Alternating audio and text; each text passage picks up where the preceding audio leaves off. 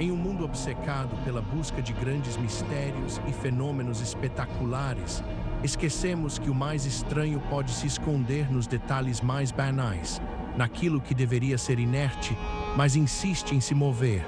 Imagine uma casa abandonada, silenciosa há décadas. O ar é pesado com poeira e memórias esquecidas. Tudo parece congelado no tempo, intocado pela mão humana. Mas então você percebe algo fora do lugar. Uma cadeira que antes estava encostada na parede agora está a alguns centímetros mais à frente, quase no meio da sala. Um livro que você jurava ter visto fechado sobre a mesa, agora está aberto no chão, a algumas páginas viradas. Não há sinais de invasão nem de colapso estrutural. Apenas a estranha sensação de que os objetos têm uma vida própria, uma dança lenta e imperceptível, revelando que mesmo o que consideramos estático está em um movimento constante, silencioso e, por vezes, inquietante. A questão central não é quem moveu, mas o que moveu. Não se trata de vandalismo óbvio, nem de ventos fortes abrindo portas. É um padrão de deslocamento sutil, repetitivo, que transforma a inércia em uma coreografia lenta e quase invisível, revelando uma complexidade oculta nos lugares mais esquecidos. Porque em certas construções abandonadas, objetos como móveis, ferramentas ou até pequenos pertences parecem se mover ou se reorganizar de maneiras que desafiam as explicações mais simples. A primeira reação é descartar a ideia. Deve ser o vento, um animal ou talvez a memória nos traindo. Mas para aqueles que documentam esses locais ao longo do tempo, a repetição e a sutileza dos deslocamentos começam a formar um padrão que é difícil de ignorar. Não estamos falando de um telhado caindo e arrastando tudo, mas de um pequeno jarro que muda de lugar na prateleira ou de uma porta entreaberta que parece se mover ainda mais, sem que ninguém a toque. A atmosfera desses lugares contribui para a sensação de estranheza segundo são espaços onde o tempo parece ter parado, onde a vida humana se retirou, deixando para trás apenas a matéria e a erosão. No entanto, mesmo na ausência de interação direta, esses ambientes continuam a ser cenários de processos físicos contínuos, embora em uma escala que raramente percebemos.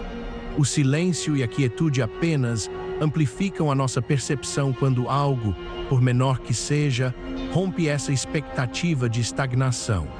A explicação mais óbvia é sempre a intervenção humana. Vândalos ou curiosos podem entrar, mover coisas e sair. Mas muitas dessas observações vêm de locais remotos, com acessos difíceis, ou de espaços que foram monitorados sem sinais de entrada.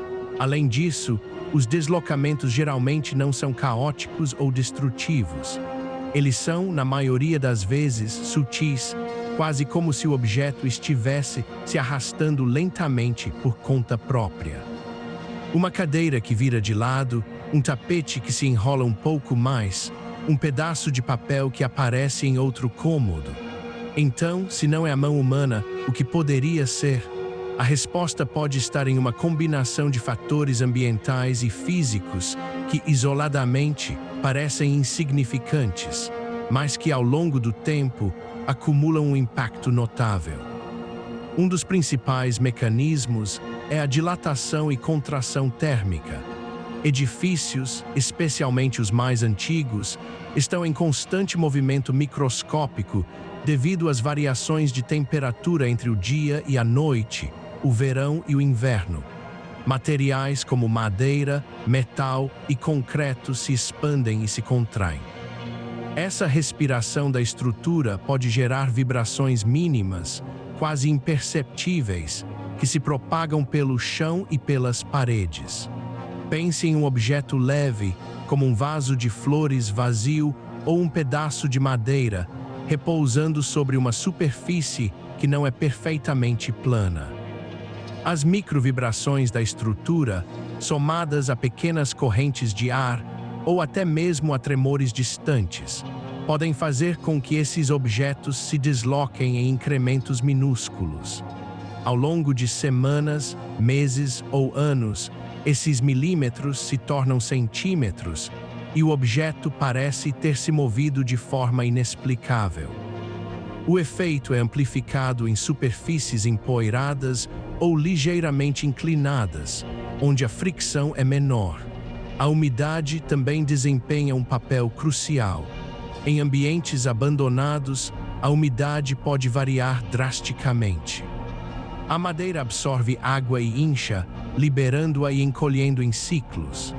Isso não apenas deforma as estruturas, mas também pode fazer com que objetos de madeira, como gavetas ou caixas, se expandam e contraiam, exercendo pressão sobre outros itens próximos ou deslizando sobre superfícies molhadas ou úmidas.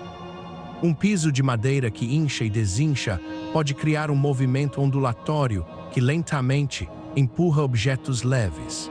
Outro fator muitas vezes subestimado é o assentamento estrutural e a geodinâmica do solo. Edifícios abandonados, especialmente aqueles sobre solos menos estáveis ou em regiões com atividade sísmica, mesmo que mínima, estão sujeitos a movimentos lentos e graduais do terreno. O solo se compacta, se expande com a água ou sofre pequenos deslizamentos. Esses movimentos podem causar inclinações sutis nos pisos e paredes, criando rampas quase invisíveis pelas quais objetos podem deslizar lentamente, impulsionados pela gravidade. Uma rachadura que se forma e se expande em uma parede pode, ao longo do tempo, inclinar uma estante e fazer com que livros caiam ou se movam. Além disso, as correntes de ar dentro de um edifício abandonado são mais complexas do que se imagina. Não são apenas grandes rajadas. As aberturas, as rachaduras nas paredes, as janelas quebradas criam um sistema de ventilação natural que pode gerar correntes de ar constantes, mas fracas. Essas correntes podem ser fortes o suficiente para mover folhas, papéis ou até mesmo empurrar objetos mais leves, como plásticos ou tecidos, por longas distâncias ao longo do tempo.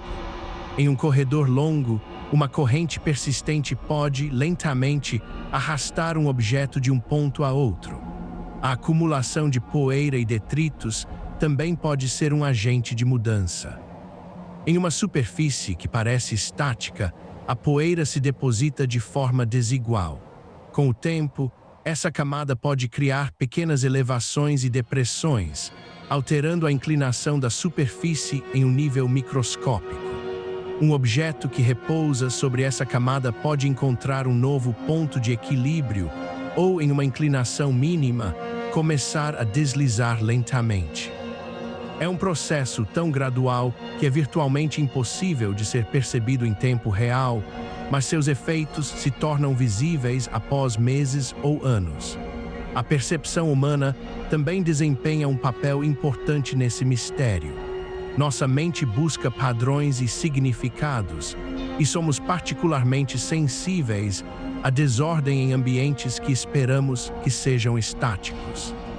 Um objeto ligeiramente deslocado em uma sala abandonada pode parecer muito mais significativo do que se fosse em um ambiente movimentado. A ausência de uma explicação óbvia nos leva a considerar possibilidades mais estranhas. É a nossa própria expectativa de que o tempo congela tudo nesses lugares que torna a evidência de movimento tão intrigante. O que esses fenômenos nos ensinam é que a ideia de inércia, de que um objeto em repouso permanece em repouso, é uma verdade relativa.